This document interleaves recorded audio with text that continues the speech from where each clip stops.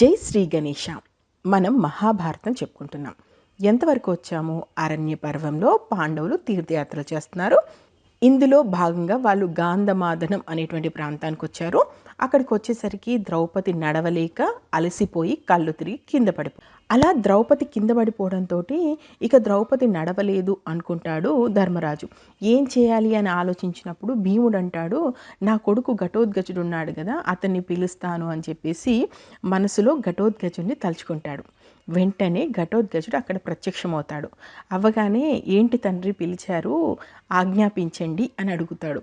అప్పుడు ఎంతో ప్రేమగా కొడుకును కౌగిలించుకొని, ఇదిగో మీ అమ్మ ద్రౌపది ఇక్కడ నడవలేకపోతుంది, ఈమెను కాస్త ఎత్తుకొని మా వెంట రా నువ్వు, మేము ఇక్కడ ఉన్నటువంటి ప్రాంతాలన్నీ కూడా చూడాలి, రోమశుడు మమ్మల్ని తీసుకువెళ్తున్నాడు, నువ్వు కూడా మాతో పాటు రావాల్సి ఉంటుంది మీ అమ్మని తీసుకొని అంటాడు. దానికి ఘటోత్కచుడు ఏమంటాడు, ఖచ్చితంగా నాన్నగారు మీరు చెప్పింది నేను చేస్తాను, కానీ ఇది మానవ మాత్రులు తిరిగేటువంటి ప్రాంతం కాదు, ఇక్కడ చాలా వన్యమృగాలు ఉంటాయి, పూర్తిగా రాళ్ళు రప్పలతో ఉంటుంది, మీరు కూడా నడవలేరు కాబట్టి ఒక పని చేస్తాను, మీ అందరినీ కూడా నా భుజాల మీద ఎత్తుకుంటానని చెప్పేసి నలుగురు తండ్రుల్ని, ద్రౌపదిని, ధౌమ్యుని అందరినీ కూడా తన భుజాల మీద ఎత్తుకున్నాడు. బ్రాహ్మణుల కోసం తన సైన్యాన్ని పంపించాడు వాళ్ళని తీసుకురావడానికి. ఇక ఒక్క రోమశుడు మాత్రం తన యోగ బలంతో తానే నడుచుకుంటూ వస్తున్నాడు. అంటే ఆ రోమశుడికి ఉన్నటువంటి శక్తి అలాంటిది, ఆయన యోగ సిద్ధి అలాంటి సిద్ధి పొంది ఉన్నటువంటి రోమశుడు కాబట్టి ఆయన మాత్రం ఎవరి సహాయం తీసుకోలేదు, తనంతట తాను అలా ఆకాశ మార్గంలో నడుచుకుంటూ వస్తున్నారు. ఇలా వీళ్ళు ఆకాశ మార్గంలో వెళ్తున్నప్పుడు అక్కడ కింద వాళ్ళకి బదిరీ వనం కనిపిస్తుంది. బదిరి అంటే రేగు చెట్టు, రేగు చెట్ల వనం కాబట్టి దాన్ని బదిరీ వనం అంటారు.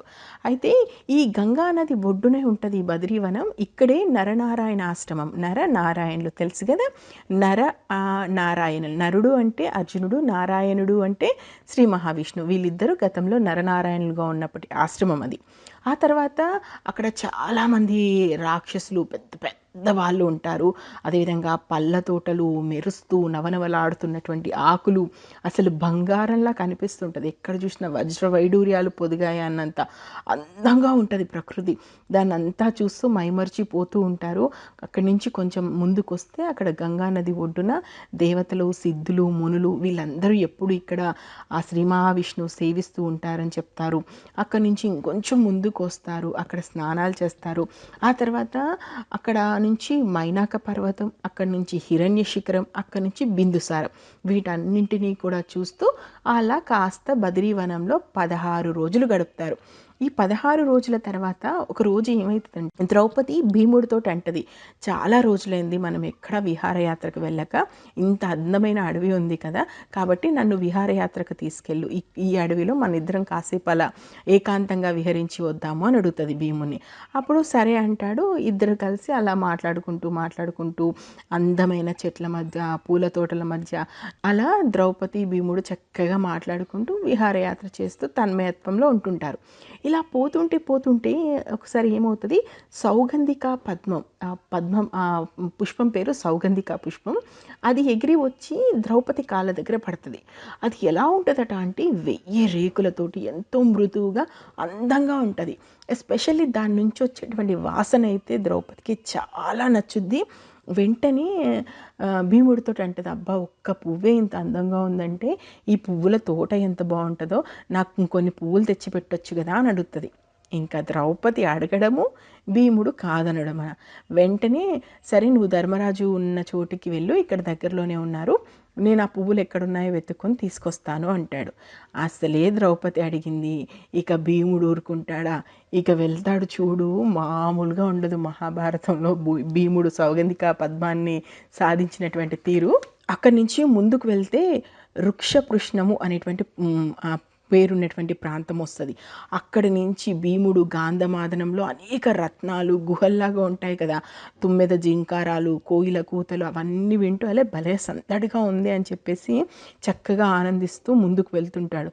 కానీ ఈయన వెళ్తుంటే ఎట్లా ఉంటుందట అంటే, ఒక మదించిన ఏనుగుల గుంపు వస్తే ఎలా ఉంటుందో అలా ఉంటుంది. చిన్న చిన్న మృగాలన్నీ భయపడిపోయి వెళ్ళిపోతూ ఉంటాయి.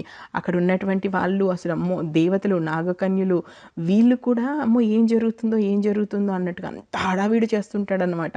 చెట్లు ఏమన్నా అడ్డొస్తే వాటిని కొట్టేస్తుంటాడు, కొండలు ఏమన్నా అడ్డొస్తే వాటిని తొలగించేస్తుంటాడు. ఏంటంటే ఎస్ నాకన్నా బలవంతుడు ఎవరున్నారు, ఎవడెదురొస్తే రానివాడిని నుగ్గు చేస్తాను అన్నట్టుగా అలా వెళ్తూనే ఉంటాడు. ఒక గరుత్మంతుడు గాలిలో ఎగురుతున్నట్టుగా ఎగిరిపోతూ ఉంటాడు. ఒక సింహనాదం చేస్తుంటాడు గట్టిగా అరుస్తూ, రండి ఎవరున్నారో చూసుకుంటా అన్నట్టుగా. సో అలా వెళ్తూ ఒక సరోవరం కనిపిస్తుంది అతనికి. ఆహా, ఇక్కడ సరోవరం ఉంది, ఈ సరోవరం దగ్గరే ఈ తోట కూడా ఉండొచ్చు అని చెప్పేసి ఇంకా ముందుకు వెళ్తూ ఉంటాడు. అక్కడ తామల వృక్షాలు, తాటి చెట్లు, అరటి చెట్లు ఇలాంటివన్నీ కనిపిస్తూ ఉంటాయి. దాని నుంచి కాస్త ముందుకు వెళ్తే అక్కడ ఒక సరోవరం కనిపించగానే సరే ఇక్కడ ముందు స్నానం చేద్దామని చెప్పేసి ఆ సరోవరంలో దిగి స్నానం చేస్తాడు. స్నానం చేసి బయటకు వచ్చిన వెంటనే అతనికి ఆ సౌగంధిక పుష్పాల వాసన ఆ తోట కనిపిస్తుంటుంది. దాంతో వెంటనే ఏం చేస్తాడంటే తన శంఖాన్ని తీసి పూరిస్తాడు. ఇక్కడ మనందరికీ డౌట్ రావచ్చు, అక్కడ పువ్వులు కనిపిస్తే కోసుకొని పోవచ్చు కదా, ఈ శంఖం తీసి పూరించడం ఎందుకు అంటే ఇప్పుడు భీముడు ఏంటి, ఒక రాజు అనేవాడు వేరే వాళ్ళ దగ్గర నుంచి వేరే వాళ్ళ తీసుకొని రాలేడు కదా, వాళ్ళకి చెప్పాలి కదా ముందు నేను తీసుకెళ్తున్నాను అనేటువంటి విషయం. అంటే అక్కడ ఉన్నటువంటి రక్షక భటులు వాళ్ళందరూ ఎక్కడో ఆదమర్చి ఉంటారో, ఆ తోట ఎవరిదో, దానికి రక్షణగా ఉన్న వాళ్ళు ఎవరో వాళ్ళకి చెప్పకుండా తీసుకెళ్తే ఈయన గర్వం భంగం అయిపోతుంది. అంటే నేను ఇక్కడ భీముణ్ణి వస్తున్నాను కాబట్టి ఎవరైనా రండి, అడ్డుకునే వాళ్ళు ఎవరైనా ఉంటే రండి, నేనైతే తీసుకెళ్తున్నాను అని చెప్పడానికి శంఖం పూరిస్తాడు. ఇక్కడే దానికి దగ్గరలోనే, ఆ బద్రీవనానికి కొంత దగ్గరలోనే ఒక గుహలో హనుమంతుడు పడుకొని ఉంటాడు. వెంటనే ఈ శంఖధ్వని విని హనుమంతుడు లేస్తాడు. మరి ఈ మహాధ్వని విని లేసినటువంటి హనుమంతుడు ఏం చేస్తాడు, భీముడు హనుమంతుడు వీళ్ళిద్దరూ ఎలా కలుసుకుంటారు, కలుసుకున్న తర్వాత ఈ భీముడి గర్వాన్ని హనుమంతుడు ఎలా అణిచివేస్తాడు, ఆ తర్వాత ఏం జరుగుతుందో నెక్స్ట్ ఎపిసోడ్లో చూద్దాం. నేను మహాభారతం ఉన్నది ఉన్నట్టు చెప్తున్నాను, మీకు నచ్చితే ఆశీర్వదించండి. ఇప్పటి వరకు మహాభారతంలో ఏం జరిగిందో తెలుసుకోవాలనుకుంటే మన ఛానల్లో ప్లేలిస్ట్లోకి వెళ్తే మహాభారతం ప్లేలిస్ట్ ఉంది, మీరు చూడొచ్చు. Thank you. జై హింద్.